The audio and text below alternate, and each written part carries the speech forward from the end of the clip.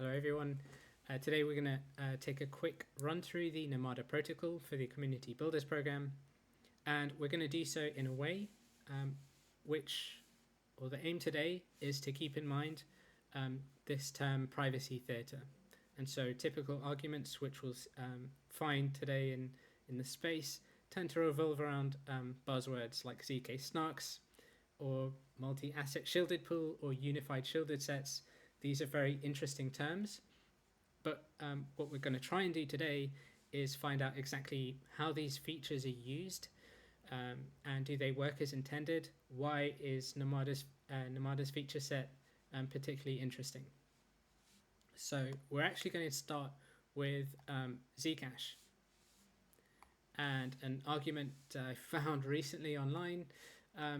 Someone was saying that the Zcash features, privacy features, don't work as intended, and so we're going to say this is scenario one, and we have a centralized exchange. We have someone withdrawing to their transparent address, and they then shield their funds. So this is a T to Z transaction. Of course, this is now the sapling shielded pool. Okay, so the funds are now shielded and private in sapling. As you know, Zcash and Namada share this sapling circuit. It's Namada that has extended it to accommodate for multiple assets. There we have this multi-asset shielded pool. So on Zcash, you can only shield ZEC. In Namada, you can shield any Cosmos or IBC enabled chain. So we have our scenario one. In this scenario, we can say we have John Smith, and he is withdrawing 5 ZEC from a centralized exchange. Of course, these tend to perform KYC, or know your customer, and if an observer were to be looking at the chain, they would see that at a specific time we have a known amount of ZEC which is being withdrawn from a centralized exchange to someone's transparent address. It would also be shown on chain the time of the transparent or the shielding. So you would see exactly when this shielding occurred.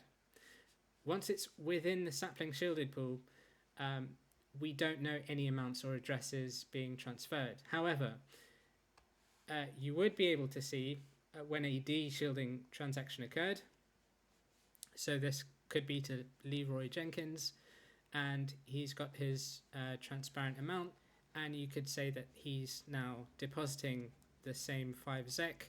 And if all this happened within 30 minutes, you can see that there's a pretty evident flaw. However, this is a scenario. So this is a mode of usage, a way that a user can interact with the Zcash or Namada protocol. So we can have...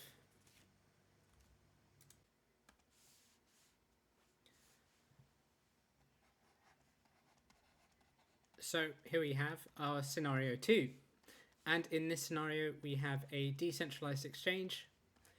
And as before, someone is withdrawing to their transparent address, and they then proceed to shield their funds. So this is our T2Z transaction. And now it is within the sapling shielded pool. Okay, so here we have they're shielding their funds. In this scenario, the key difference is that they would hold their funds within the sapling shielded pool for an extended period of time. And the flaw from our previous scenario was that the user was depositing and withdrawing from the shielded pool very quickly. And so it was fairly evident to an outside observer whose funds were entering and exiting the shielded pool. So this is one mode of usage. This is a way of interacting with the protocol. Of course, there is several more ways that you could interact with the protocol. So very quickly, we could have scenario 3. And in this scenario, we have someone who's earning Zcash or Namada. And so the funds originate and are sent within the sapling shielded pool. And of course, the longer those funds were held there to begin with, this is just the safest way to interact with the protocol. And so what's actually interesting is that the Namada protocol actually incentivizes correct usage of its features. So let me quickly show. So this is from a research article by Masari, and they were showing that, it's very interesting.